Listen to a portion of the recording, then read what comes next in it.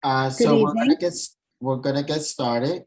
Good evening. I'm Erica Sancio, the Chair of the Housing, Land Use, and Economic Development for CV7. I'm gonna be reading the committee guidelines, and then I'm gonna present the agenda. So as of March 21st, 2023, Mayor Adams issued Executive Order 363 extending the state of emergency through April 21st, 2023. Accordingly, boards are able to continue to act under the state of emergency section of the video conferencing law, chapter 56, part WW. This allows the board to continue remotely. Minutes and video recording will be made available on our website. If you're calling into the meeting on a conference or landline, the controls while joining are as follows. To hear all available commands, enter *start on your phone, *6 to mute or unmute yourself, *9 to virtually raise your hand. CV7 Code of Conduct for meetings is as follows. Bronx Community Board 7 has the right to remove or ask a member of the public to leave a meeting or block participation of anyone who engages in inappropriate conduct, including but not limited to obscene or offensive images or language, personal attacks, threats, or any other behavior that reasonably impedes the orderly administration of the meeting. Repeated offenses will be reviewed by the board's executive committee and any other assigned committee for a ban on the participant. The amount of time to be objectively determined by the above committees in the event of repeated disruptive behavior. If in-person outbursts or attacks continue, this will be considered disturbing the peace and the authorities shall be summoned. Everyone besides the speaker or presenter will stay muted throughout the meeting. After each presentation is over, I would inquire if committee members have questions. Committee members will signify that they have questions by pressing the raise hand button on your screen or request to speak through the chat or when the chair opens the floor. Members of the public who have joined through the online link will be able to ask questions and make a brief statement on the item after each presentation and after the committee has had an opportunity to ask clarifying questions. By pressing that raise hand button on your screen or request to speak through the chat or when the chair opens the floor. Only those recognized by the chair of the committee will be allowed to speak during the allotted time. We will stay on topic with the agenda items. Any other items will be acknowledged by the chair in new business or addressed at the new meeting, granted there is time and the committee agrees on the topic. Following the questions and discussion and public comment portion, the committee will begin the discussion after their presentation agenda item and will conclude with the decision to vote on our recommendation. When the agenda is finished, the meeting will be adjourned. If you have any questions related to meeting software or to our process, please use the chat function or raise hand function now or contact the Deputy District Manager. Any questions? Pretty standard now, right? So the agenda is as follows. Carla, would you mind sharing the agenda for me? I don't know why. I thought I had it open. Oh, here it is. Give me one second.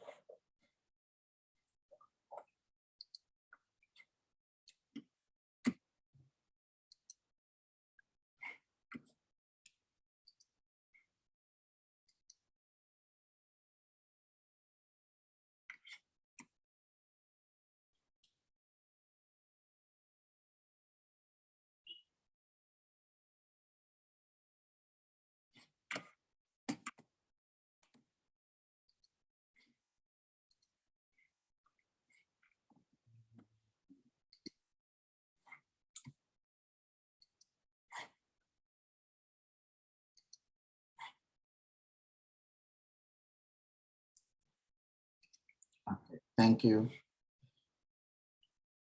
So the agenda for today is as follows. We're gonna be talking to EDC about the public workshop number 3 that was held in March. We're gonna have a presentation from the Girls Prep Bronx 2 about a school that's being built on 203rd Street. We're gonna be, we're gonna probably table the capital and expense budget request until May. And we're gonna be discussing about the institutions, especially the bank's financial distress, or Vice Chair will be talking about that to us about it. In the meantime, I'm gonna take attendance. Erica Asensio is here. Sandra Erickson, Sandra Erickson is present. Myrna Calderon, Myrna Calderon is present. Mabubu Jewel,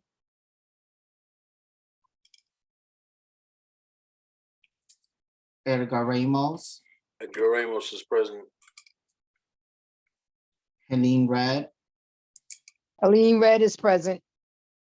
Barbara Stranson. Barbara Stronzer is present. Thank you. Did everyone get a chance to review the minutes for March, for the meeting that was guided by Sandra or Vice Chair, which thank you very much, Sandra, for stepping in. Oh, my pleasure. I did review them, and would the chair entertain a motion to approve the minutes as presented? I will second that.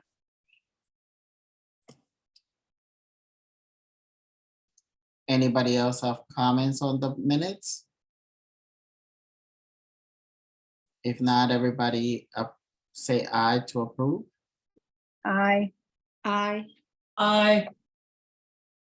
Thank you. So in the last minutes, I guess we were expecting to have the presentation from Fordham Landing this month, but it has been postponed to May. As the latest communications we had with that team.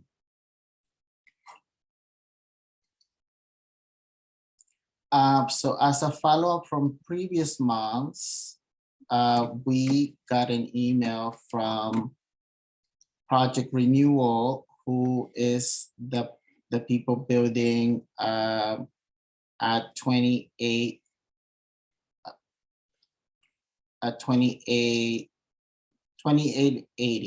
Jerome Avenue.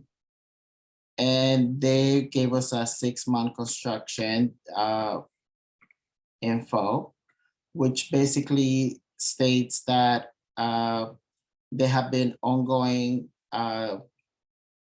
excavation, and they have built since October the retaining walls and part of the foundation walls and footings for the building, as well that they have a temporary electric power, so they're not in need of a generator anymore.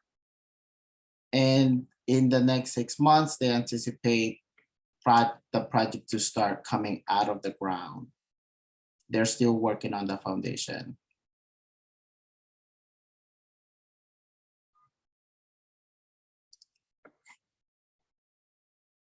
And then also as a follow-up, I guess, we got some listings from Canva that they're hiring a case manager, a project manager, and a security guard from the Bronx at the Bronx Grove housing.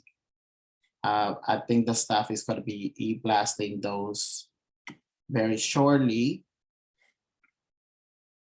Right, Carla, you got that information? Yes, I did, and we will include in our newsletter. Very good. Any questions about that? Anybody?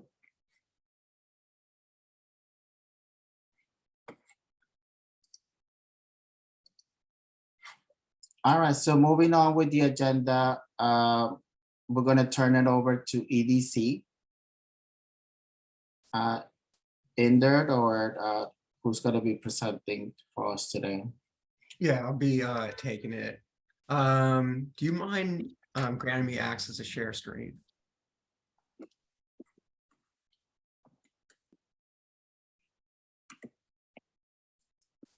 Okay, perfect. And can you all see my screen? Yes. Perfect. All right. So yeah, thank you for having us back. So what I'm going to present to you today is our synthesis from what we heard during workshop 3. What we're presenting is a shorter version of the full synthesis or the summary that we've developed. So after this presentation, I'll go ahead and send the full deck over to Carla so that she can circulate it to the rest of the committee. But the third workshop was held on March 18th at Lehman College. And as you can see from the picture, we had a lot of attendees, and that only captures about a third of the total attendees that we had that day. So just as a recap in terms of the sequencing of our public workshops, the first public workshop, which was held in November, focused on the strengths and values of Kingsbridge and the Bronx community. The second public workshop, which was held in January, focused on priority uses for the Armory based on the strengths and values communicated during the first public workshop and early engagement activities. And then this third public workshop focused on how priority uses can maximize the economic and community benefit, the economic use of the Armory, and at the same time benefit the community. So as a recap, the core values from the early days of our engagement included Armory uses or future uses of the Armory not competing with existing businesses, and that what happens in the Armory provides high-paying union jobs and low-cost services for Bronx residents. It's cyclical in terms of its revenue and ownership model, so what is produced in the Armory in terms of economic output is recycled back into the neighborhood. And that given that this is a multi-generational community, being able to prioritize and provide a space for all ages, whether it's for older adults or for younger people, and then all uses should be interconnected and work together. So whatever happens in terms of an economic benefit or an economic use is connected to some of the community uses that may ultimately end up in the building. So the workshop, by the numbers, the workshop itself was 3 hours. We had over 500 attendees, and we had to split the workshop into 2 different rooms. So presentations were being delivered in separate spaces, but in order to accommodate the 500 plus attendees. And then after the presentation, we had more of a breakout group discussion to talk about some of the values, priorities, and uses of specific spaces within the Armory. And for that, we had about 100 people stick around for that discussion. And amongst those 100 people, we had 11 groups who presented their ideal vision for the Armory. In terms of attendees for workshop 3, we got a wide geographic reach across the Bronx and going into Westchester County. This map is actually particularly helpful in terms of planning out our next stages of engagement. And what we found here looking at this map is that there's a heavy representation of communities across the Bronx, but we didn't see as much turnout from folks who live around the Armory, which moving forward in April and May, we're going to focus more on the businesses and the residents around the Armory through more resident-based focus groups and workshops. So the findings from our engagement specifically for workshop 3, we structure the conversation around a main anchor tenant that would be an entity that generates revenue for the Armory and for the Bronx. And the second component, which is a complementary community use, something that serves the community, but it's also connected to the main anchor tenant, whether it's workforce development, education, training, or even a health and recreation facility that promotes health to go along with the economic use that's happening in the building as well. In terms of anchor tenant uses, the industries that were most mentioned throughout this engagement, particularly in workshop 3, include urban agriculture, sustainable manufacturing, emerging technologies, and film and TV production. And then the complementary community uses, and we asked folks to rank those. Training and education came in first. So something that really complements an economic use by providing training or spaces for local entrepreneurs. Retail and entertainment came in number 2, and specifically entertainment with the focus of being a space that can host large events, whether it's local events, but also festivals, concerts, sporting events as well. Coming in third is a space for community gathering and organizing, so small office spaces where community organizations could come and meet.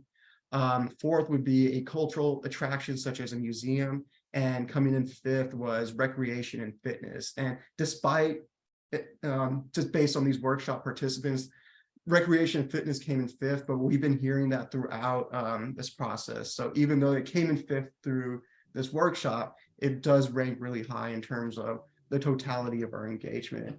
And to sort of summarize what people are thinking within these specific themes, so urban agriculture focuses on food distribution and manufacturing, composting and urban farming. Sustainable manufacturing focuses on light and advanced manufacturing, such as the use of fabrication, robotics, and 3D printing, but also green manufacturing and incubation of new technologies. Emerging technologies really focuses on emerging technologies that could change whether it's the tech industry or can provide greener ways of doing things that we typically do. So one thing that was brought up is vehicle electrification, and that as an emerging technology could be something that's incubated and developed in the Bronx and specifically in the Armory. And then fourth, a movie studio with a sound stage. Folks indicated that that's something they would like to see or could be a possibility within the drill hall. And then in terms of community uses, training and education really focus on support for small businesses, vocational training, and community education spaces. Retail and entertainment, as I mentioned before, really focuses on an event space, whether it's a movie theater or something related to performance arts, concerts, sports. Community gathering and organizing is smaller spaces for more community events, whether it's a food drive or community organizations holding meetings within the Armory. Cultural attractions include museums and studios and classes. And then recreational and fitness includes low-cost medical care, a wellness center, and a multi-purpose recreational center. As part of the activity, we took those priorities and we started asking folks to design out parts of the Armory. So for the drill hall, which is the 180,000 square foot space that spans 115 stories high, a lot of folks saw that as a space that can be used as an economic engine for the Bronx and could be that revenue generator. Some of the ideas that folks came up with was creating multiple levels of the drill hall so that there's more space for more uses. But we also heard that keeping the drill hall as flexible as possible and having modular stalls could preserve the integrity of the space and allow for more flexibility and more longer term use if things were to change. For the head house, which is the part of the Armory that's along Kingsbridge Road with the towers, folks saw that as more of a community space, the gateway or entrance into the Armory, and that space, which spans about 5 stories, could be used for some of the community uses, such as spaces for community gathering and organizing, and can be a training and education space. And then the basement levels, where there are 2 basement levels, folks saw that really as an opportunity for recreation and fitness and cultural attractions, along with community-owned parking. So the idea is that the community would own the parking spaces that would be provided in the basement, which would then subsidize some of the uses within the Armory and provide a discount or free service or use of the Armory for local residents. And the basement could also house some of the more backroom activities of an anchor tenant within the drill hall, whether it's storage or maintenance or anything else that could support activity going on in the drill hall. So looking ahead to upcoming engagement, we have a series of community working group meetings both this month and then later next month. We've been holding community tours of the drill hall over the last couple of months, and we've gotten about a couple hundred people to show up to these community tours, which we've also offered to schools as well. And we'll continue to do that through the end of the month and possibly into May. And then we're collaborating with the council member's office to table the District 14 Resource Fair on the 24th. We're going to be holding, as I mentioned earlier, just a resident-focused workshop where the council members team is going door to door throughout the district to invite people to this workshop on April 26th. And then looking ahead into May, we're going to do a town hall at St. Nicholas Tolentine Church, and then we're going to do a focus group with some of the social service providers to close out our engagement and look ahead to putting together the vision document and eventually releasing the RFP. So the vision document release is expected to be in July, and then in late August or September, we're looking at the release for the RFP. So yeah, that includes my presentation or synthesis of workshop 3, and I'll go ahead and circulate the full deck to the rest of the group so you all can review, and feel free to reach out if you have any questions.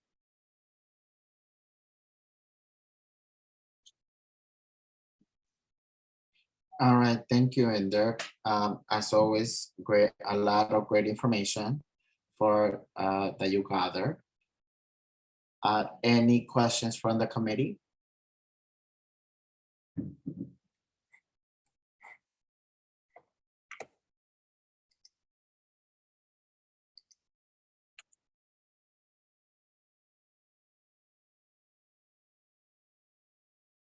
Okay, Serial, go ahead. Hi, good evening, everyone. One quick question I miss. How long will it take before they put out the bidding for someone to bid on the armory again? Yeah, so we're expecting to put out the request for proposal this September at the latest, possibly in August. So we're a couple of months out from that. Oh, it's going to be that soon? Oh, great to hear that. Thank you so much. You're doing a great job. Yeah, thank you. Really.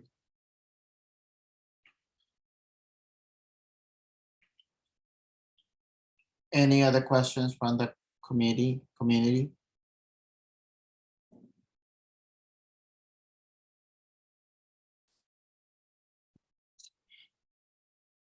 Okay. Well, thank you very much for constantly coming back. We really appreciate all the effort that EDC has put into this process. And if we can be of assistance to get residents out there for that meeting on April 26th, please let us know. Yeah, for sure. And thanks for having us. And we'll definitely, once we develop a flyer, we'll send that to the group. And if you could help getting the word out, that'd be great. Yeah. Yeah. Carla, the staff would certainly e-blast it and make sure that we get more people from the nearby community to attend that meeting and give their perspective on what they want to see as well. But it sounds like all the visions are coming together into one major component, which is community space, the major anchor, which is gonna provide, and I'm happy to hear that maybe parking for the resident, for the neighborhood. I'm sure a lot of people will be happy about that too. That's right. Okay, well, thank you. And well, maybe we'll see you next month. All right, sounds good. All right, moving on with the agenda. Any representative from the Girls Prep Bronx School? Hi, everyone. My name is Jean Marie Hendershot. I'm the Chief Operating Officer of Public Prep. Girls Prep Bronx 2 is one of our schools. I do have a presentation, but I wanted to ask, do I have it? How much time do I have? I want to be mindful of everything you have on your agenda. Like about 10 minutes. Okay, great. I'm going to set my timer so I don't I don't talk too much. And if you, can I share my screen? Yes, you should be able to now. Okay, great. Thank you again for having me join this meeting. Really excited to be here. Do you see my deck right now? Yes. Okay, great.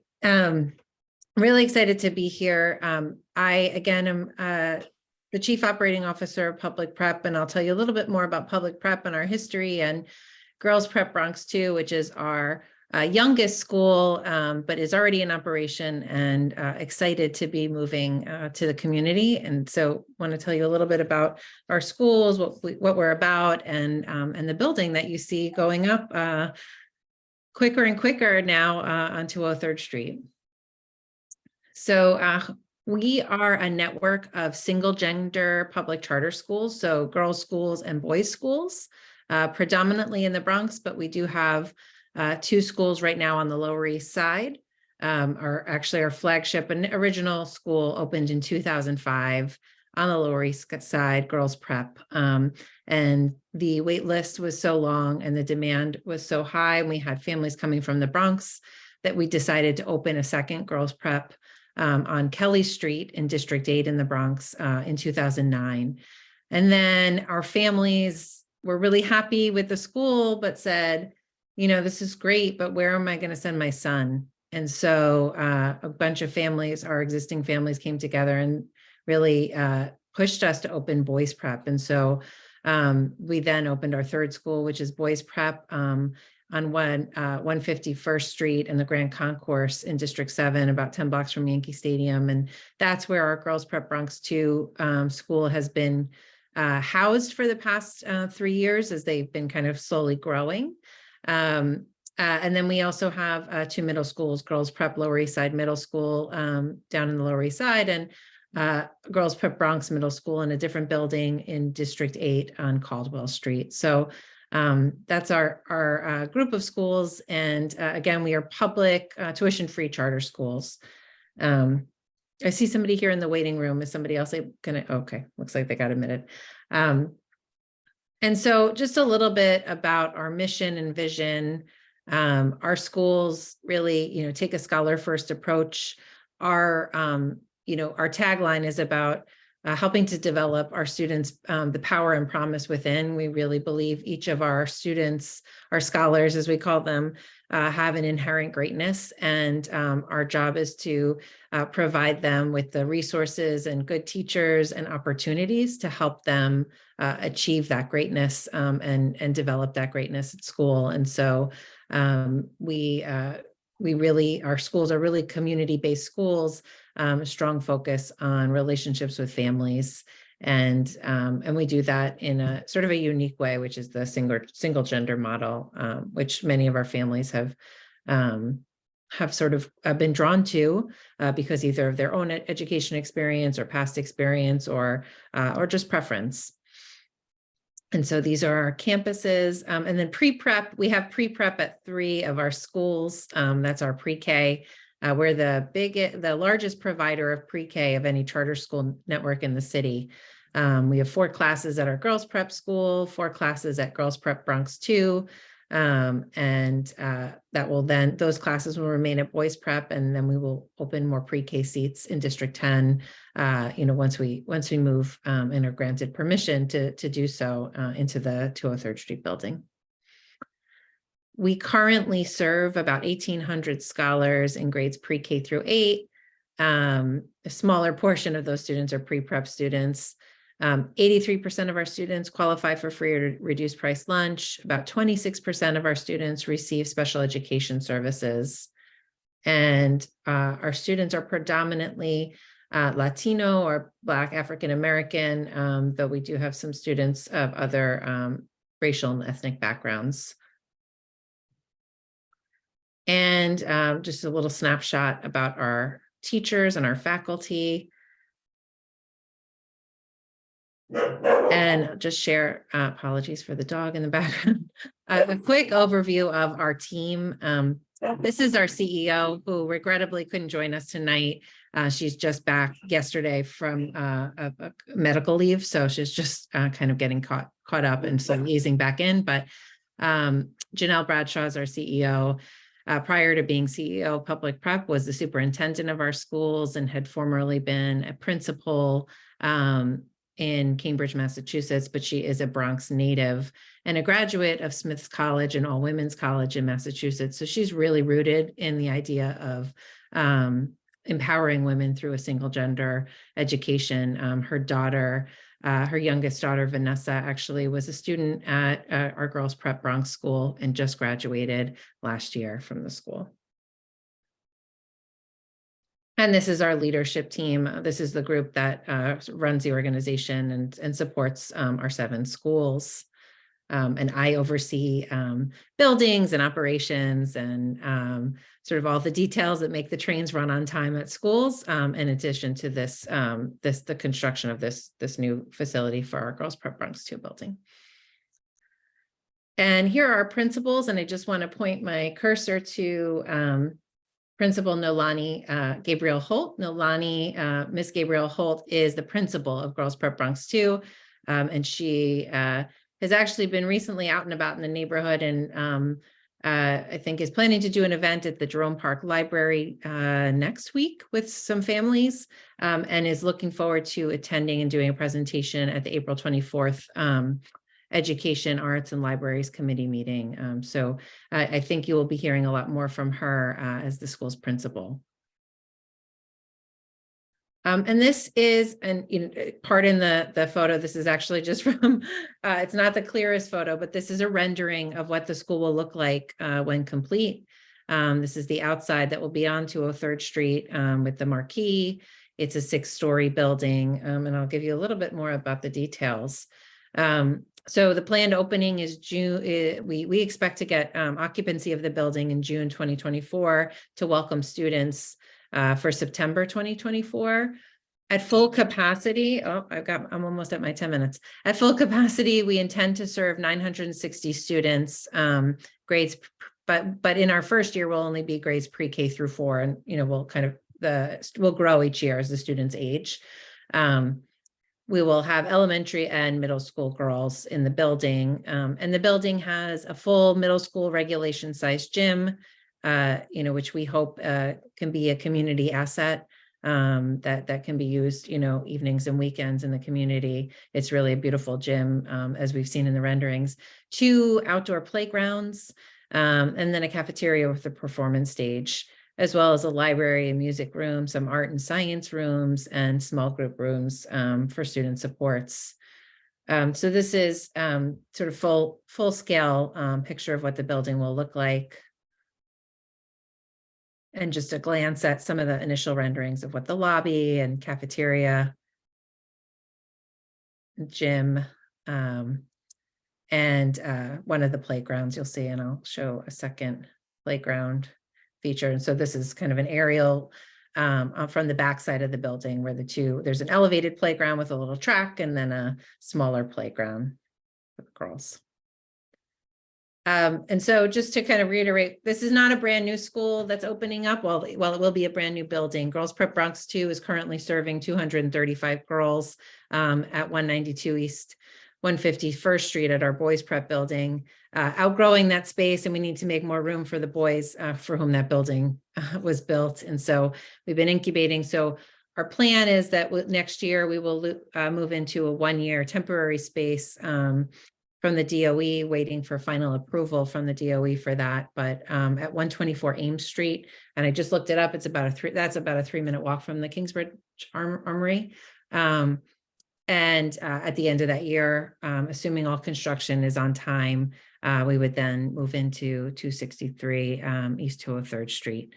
And so really looking forward to, this is our first conversation with the community board, really looking forward to meeting everyone and developing some longer relationships, but also answering your questions, because obviously as neighbors seeing a new building on the block, I'm sure you have questions and concerns and things that we can address. So yeah, we were definitely wondering what type of building it was, if it was another housing development that we have gotten tons of,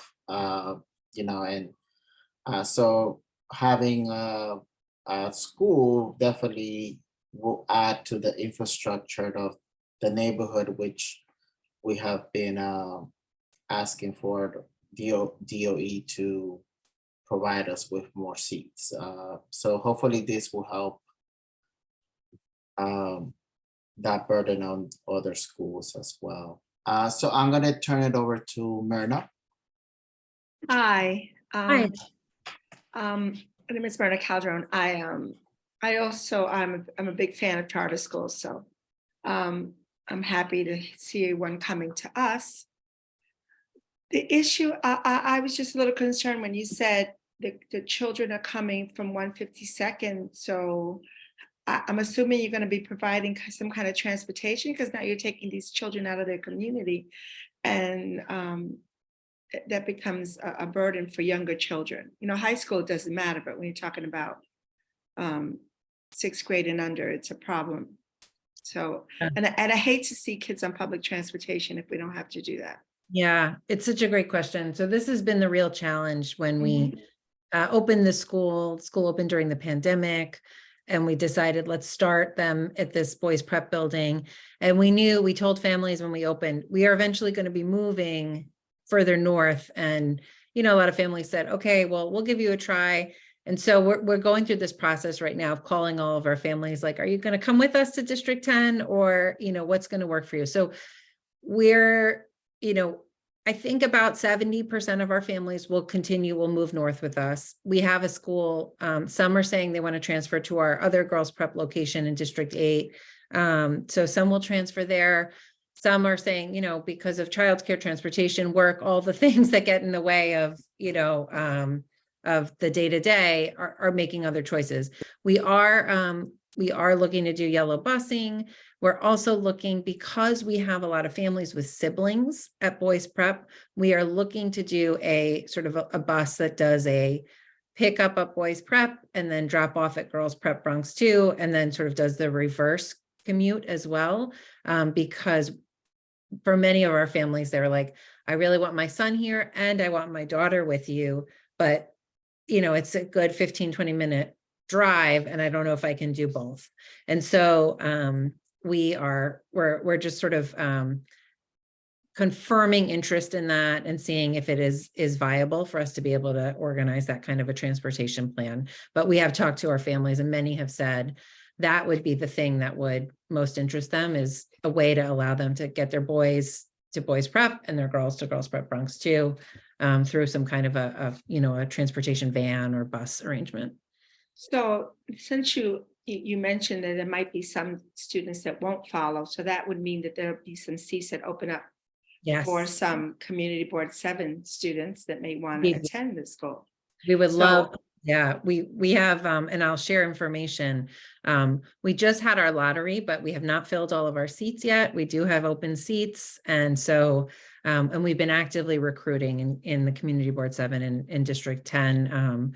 If you, and you'll see now that the weather's nicer, my team will be out at a lot more events trying to, you know, meet folks. But if you know of anyone who might be interested, or can recommend a way for us to kind of get applications in front of interested families, we'd love to share. And ultimately, once our building is there, the preference, any open seat is a preference to students who live in the community. That's great. That's what I wanted to hear. Yes. So maybe Yahira, they should be presenting to the education committee. Yes, on the 24th, our principal is going to present to the education committee. Okay, wonderful. All right, that's it for me. Thank you. Great questions.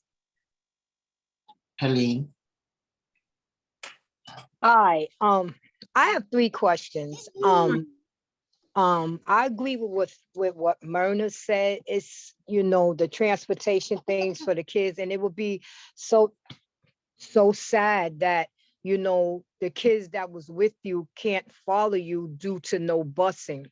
And I've seen that a lot with charter schools. They say, oh, well, we're going to do the busing, and then once the school start, they don't have busing for these kids, you know, and that's one problem I'm having. The next question I have, do you have kids, are you taking kids, or do you have kids that have IEPs there?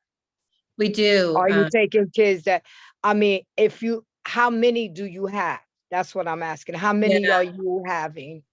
26% of our students have IEPs currently. So about a quarter of our students have IEPs. We have ICT classrooms or co-teaching on every grade. Yeah, that is sort of a foundation of our model. And with respect to the busing, we didn't have busing at any of our schools prior. I came to public prep in the fall of 2021 and worked previously at the past 13 years at a charter network in Brooklyn. And one of the first things I said is all of our schools need to have busing. We need to eliminate the barriers for families being able to get, my own kids ride the bus. I realize how important that is for families, especially for working families, being able to get their children to and from school. So we are introducing busing to actually all of our public prep campuses this fall, because to your point, it is really so important, and can be one of the reasons a lot of families choose not to attend a school. So we want to solve for that. So it's a great point. So is that are y'all gonna have it? Or y'all focusing on it? My question is, when schools start, is it gonna be in place? Because that's very, very, very important. I've seen, as I said, I've seen a lot of charter schools that say, oh, we're focusing on busing, and the parents had to make ways because they want their children in a charter school to find a way to get their child there. And I think that's so unfair to parents that want their kids in a charter school. Yeah. You know, I believe that, you know, the school should look into busing for these children, because part of their funding is from DOE. So why can't they find busing for these children? Yeah, so we are looking at busing starting in the beginning of the year. The way that the Office of Pupil Transportation works is they only provide busing from the start of the DOE's first day of school. Right. And our year typically starts 1 week before the DOE. Right. In schools I've worked for in the past, we have been able to make one-off arrangements with the bus companies. I have relationships with a lot of bus companies in Brooklyn, and so still developing relationships with some of the bus companies that service schools in the Bronx. But typically what we do, if the route is prepared 1 week early, which it isn't always, if the route is prepared, we can usually contract with the bus company and say, we'll pay you a daily rate for that first week of school to run the route, so that, again, kids don't miss the first week of school. But unfortunately, you know, we are at the mercy of the DOE and the Office of Pupil Transportation when it comes to busing. We don't have control over the busing. It is one of the. No, I Yeah. understand that part. I'm just asking. I know how the busing run. I'm Yeah. just asking, are y'all for sure Yes. gonna have busing for these students? I know how the first week run. I know how they have to get everything together, get the paperwork together, get the routes Right. down. Are you for sure that you're gonna have busing for these children to come Yes. to school where their parents, it won't be a struggle on the parents? Because as you know, you guys want the kids in the seats. Am I correct? Absolutely. So I'm asking you, are Yes, you we for will have sure? busing. Because it seems to me like you talking around the question. You saying, oh, well, we blah, blah, blah, blah. Are you for sure that you're gonna have, I'm not talking about the first week, are you for sure gonna make contracts with DOE where these Yes. children can be bused to the school? As long as the DOE provides us the busing, we have already put in a request to Office of Pupil Transportation for each of our campuses. So as long as they make good on that request, we will have busing.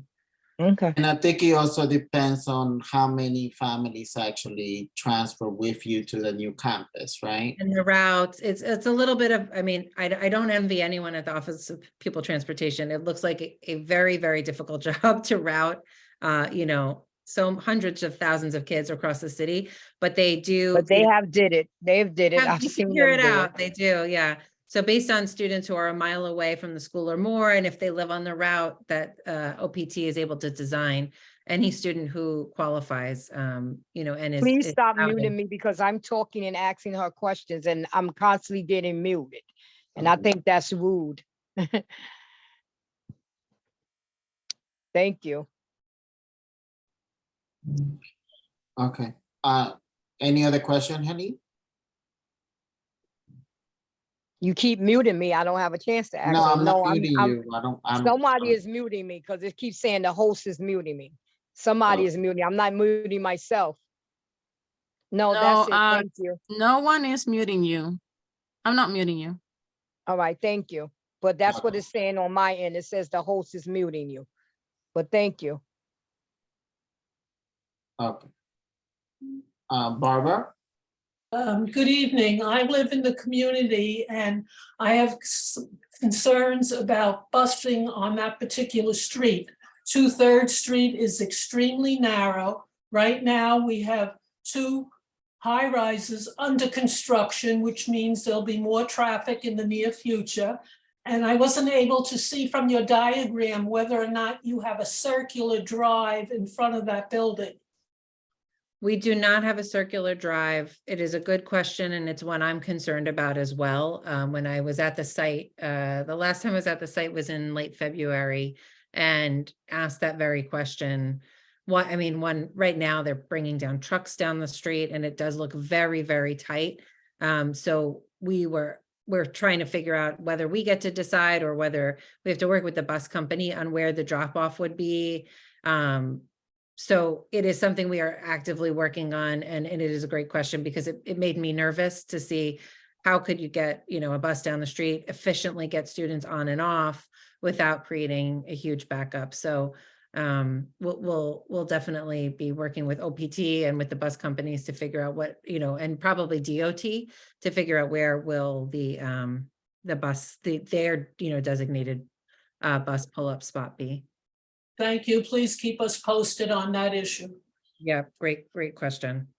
Yeah, like also, like someone mentioned it on the chat, a lot of, are you also gonna be needing parking for the teachers, right? So the neighborhood is really tight on parking, and since we're getting this new 320 families coming into the neighborhood, it's going to be even more saturated with cars and traffic. So that is a major concern for the committee, I think, and the community board at large. Yep. Maybe you're going to have to, I think, decide, given the limited amount of space, of curb space that you have, do I provide parking for my staff or do I provide parking for the buses, right? To not create traffic situations. Right. Yeah, this is definitely, having been So I there. don't know how far along the design are you, and if parking could have been provided for the staff underground or something, I'm not sure. Yeah, I don't, it's not currently in the plans for parking, but it is a good question for us to bring up with the developer, especially given the building that's being built across the street, the housing.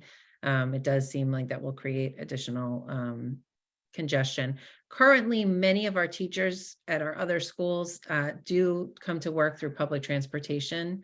And so I think we anticipate about 75% of our staff will take public transportation. However, definitely need to make some plans around parking and talk through that. And yes, my contact info, I can put it right here in the chat. Okay, thank you. Edgar? Yeah, good evening.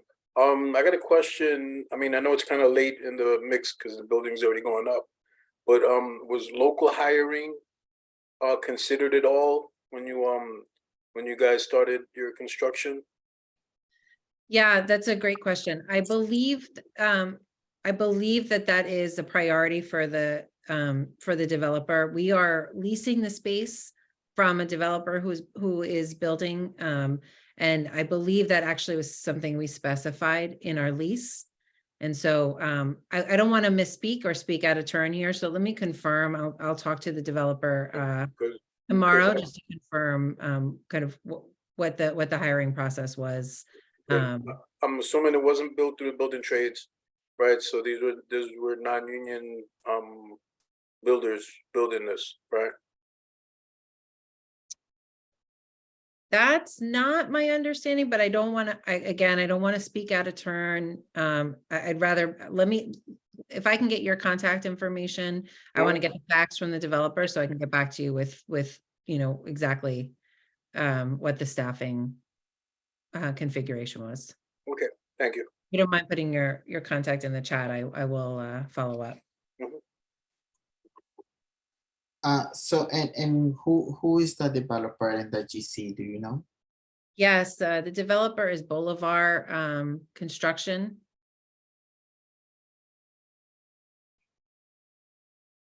Okay. And they're also the GC. Yes. Okay. Yeah. Thank you. Gina? You too. Okay. Yeah. Hi. I have a quick question. A couple of quick questions. So one was, if you could put your information in the chat. The other is transportation. You need to be working on that now with DOE for September. So there's a whole transportation unit that is separate from, Tweed. You need to be reaching out with them and organizing, because it's very imperative that children have public transportation and that they have school busing, because of the fact that the climate that we're living in right now. We cannot, especially if you have IEP students attending your school, we cannot just put them in harm's way like that with travel. Everybody's watching the news, everybody's aware. So that should be one of your main top concerns. The other concern that I have is, you said that you're taking IEP students. So if they have, special services, speech, language, occupational, physical, how are those services going to be accommodated? Is that going to be in school, or are you trying to defer out, or do you have moderate interim costs for IEP? And then it's the cash side, but the other thing, I'm sorry, I'm outside, so 1 minute.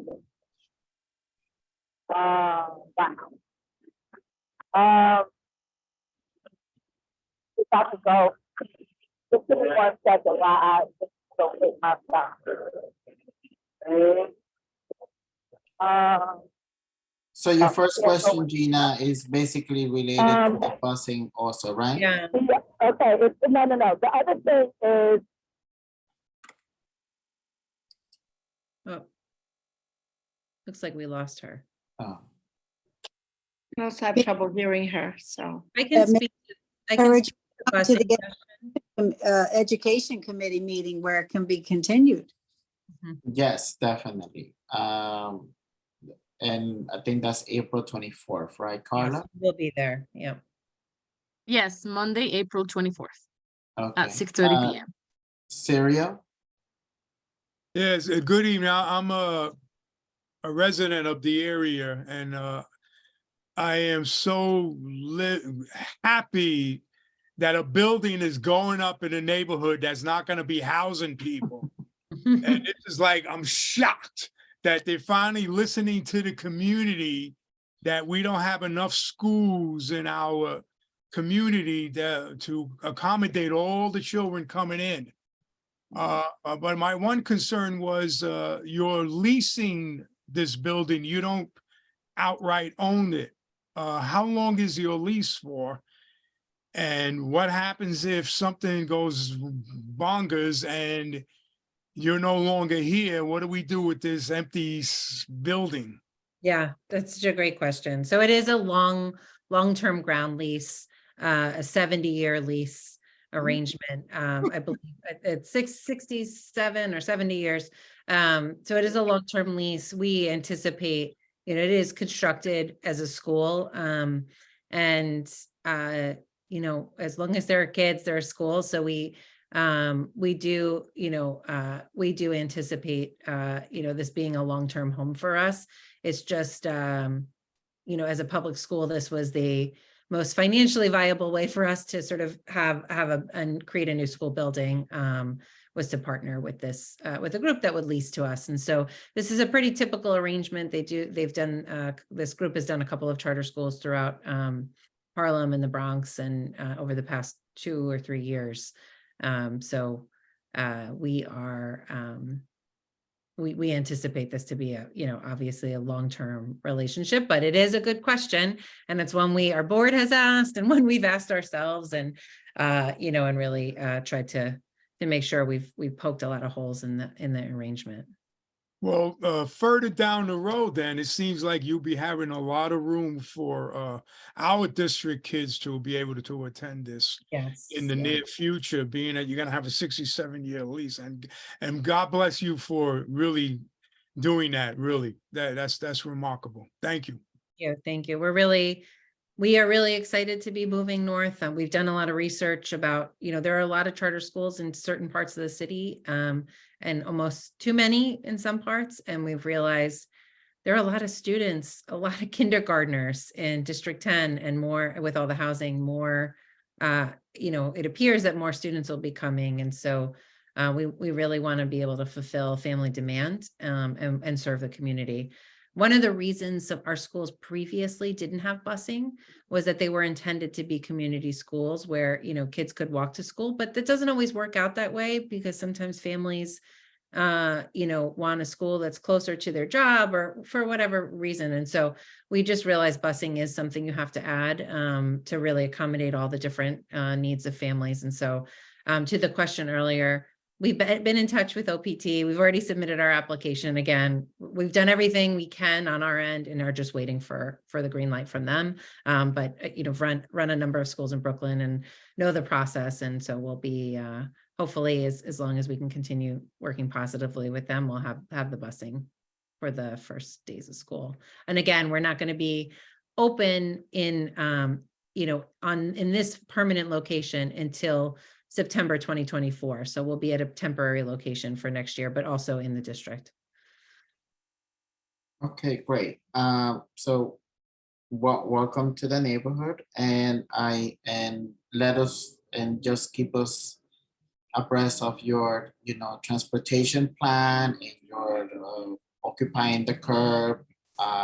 Like Barbara said, that is a major concern, right? Given the narrowness of the street. So we will be happy to have you back when you have that information. Absolutely. Jahida, I see you have your hand up. Hi, good evening. I just want to say thank you for coming to our housing committee and providing this information. It's been a long time coming in our district. We've been advocating for more schools as more development has come in our area. So we do appreciate this particular school coming in. We know the logistics of this specific area are tedious and can be time consuming, but we do welcome it. We welcome you to come back to our education committee. I understand it's scheduled for the 24th. And any updates that you may have, please reference it to our chair, Eric Asensio, and to our staff, and we will be more than willing to accommodate. If you want to do another presentation, we will be, we will figure something out as well to have it brought to the community at large, because this is, like I said, something we truly advocated for. That's great to hear. And I look forward to coming back, hopefully with more answers to the questions I wasn't able to answer tonight. Thank you. We would appreciate that. Great, thank you. All right. Thank you for having me. So moving on with the agenda, we have the capital and expense budget request. I'm going to table that for this month, and I'm going to have a more response conversation next month. Sandra, you wanted to was going to do a small Yes, conversation. thank you so much. I'm sure everyone on the call has heard about the bank failures for Silicon Valley Bank, Silvergate Bank, Signature Bank, and others. The Signature Bank has a particular focus for us in the city and in the Bronx. Signature Bank, while they did some risky business with cryptocurrency and such, they had 479 Bronx buildings have their mortgages with them. It's about 20,000 Bronx residents, 80,000 people in the city of New York. So these New York Commercial Bank purchased a lot of the mortgage, the loans from Signature, but they did not purchase the multifamily loans. So now the FDIC is taking over and going to find a buyer for them. Well, our Congress member Richie Torres is on the Finance Committee in Congress, and he met with the FDIC chair. And the concern is this, that there'll be some predatory buyers out there, sharks, so to speak, to perhaps buy these mortgages on that our residents live in at, you know, a deep discount, and you know, making it, trying to push out the owners when they have to refinance high interest rates, so there won't be enough money for owners to maintain the buildings. Jim Buckley from University Neighborhood Housing and Rachel Fee were out there with Congressman Torres at his press release. So I just wanted to share this with our committee here, because this is a big concern for a lot of our multifamily buildings. So anyway, that's just it. If anyone has any questions, I can be reached, but right now there's not an immediate, you know, threat, but we need to be mindful of it, because we don't need predatory lenders. We have to look out for our residents, and there are a lot of them are smaller family owned owner managers, and you know, it's just really a scary time for the owners. So if anyone have any questions about it or comments, let me know. Go ahead, Barbara. Sandra, I was just wondering, you mentioned Jim Buckley's group and all. Is there a list out anywhere that we can find out what buildings they hold the mortgages on? Good question. That I don't know. I don't know if that would be, I don't know how they found that out. I guess as a member of Congress, he was able to find it out, but I'll get back to you on that. That is a good, but they're throughout the Bronx, 479, that's a lot of buildings. A lot, and it could really devastate a neighborhood, and also, you know, require many tenants to move on if these lenders take the buildings and don't keep them the way they should. Right, I think the tenants are okay. I think mainly what it is that, you know, when Signature Bank had it, or many Chase or any of them, they want to take care of the buildings. They don't want the buildings back. But if you buy a loan, say 50 cents on the dollar, you're looking to make a profit. And, you know, they could make the lives of the owner managers miserable in that sense, and to get in there and cut corners. And, you know, it's already, the cost of management is, a lot of costs have gone up, insurance, there's some, like that old fashioned redlining going on with Bronx buildings, affordable housing buildings. Rent collections are quite a bit down, and the cost of materials and things. So it's already a challenge having a bank or a particular lender breathing down your throat is something else. So I'll be keeping an eye on it. And I saw the Congress member last night. I saw Council Member Pierina Sanchez. You know, everyone is the borough president I saw last night. They're all aware of it, and we're watching it very closely. Thank you for bringing it to our attention. Okay, thank you. Yes, thank you, Sandra.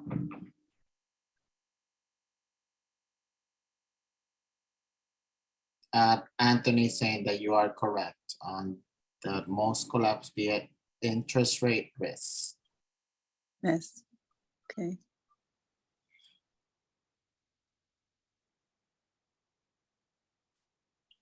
All right, moving on with the agenda. I don't see any agencies on the meeting today. HPD or DOB or DCP. The only other item that I have to share today is that the NYPD has issued some guidance in regards to the e-bike safety. let me see if I can post this link. Give me 1 second. Wait, FDNY, Eric. FDNY. Yes, sorry. That's what I meant to say.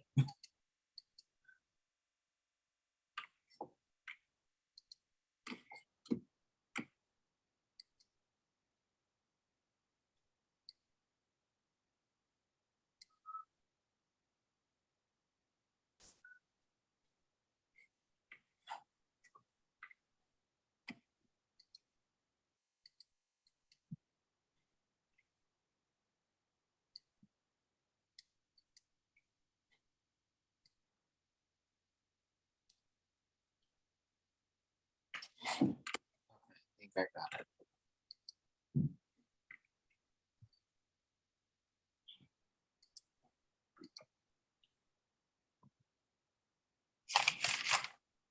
So in the chat, I posted that Google Drive that the staff shared also. Let me see if I can show this.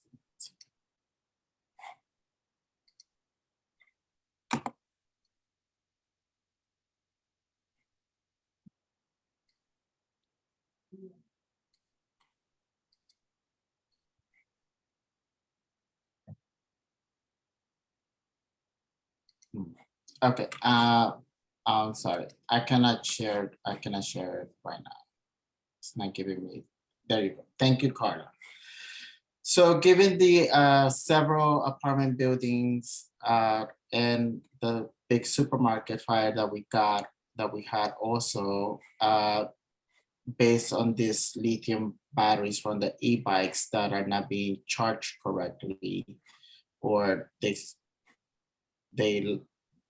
spark and light up and create all these fires like the one yesterday in Astoria.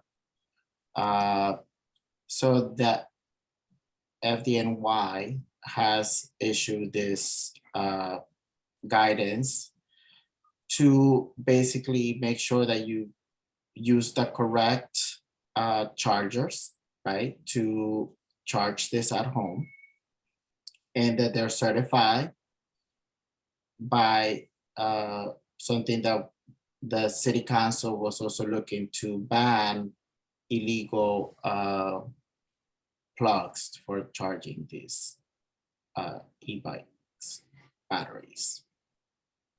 So I put it in the chat for everyone to have and share with your neighbors. Any comments on questions on this?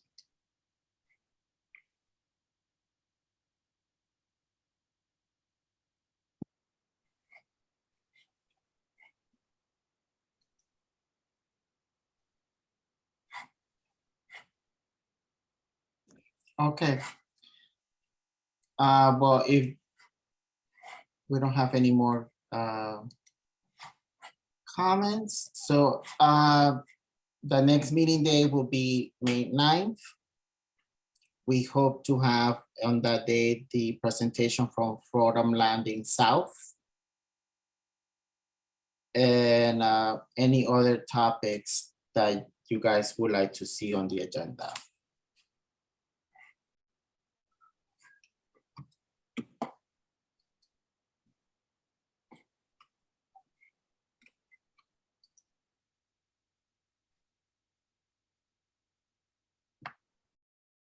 All right.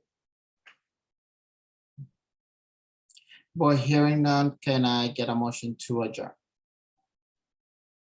I move that we adjourn the meeting. Motion to adjourn, Myrna Calderon. Yeah, approved, Sandra Erickson. Thank you. Thank you, everybody. Good night, everybody. Good night, everybody. Night.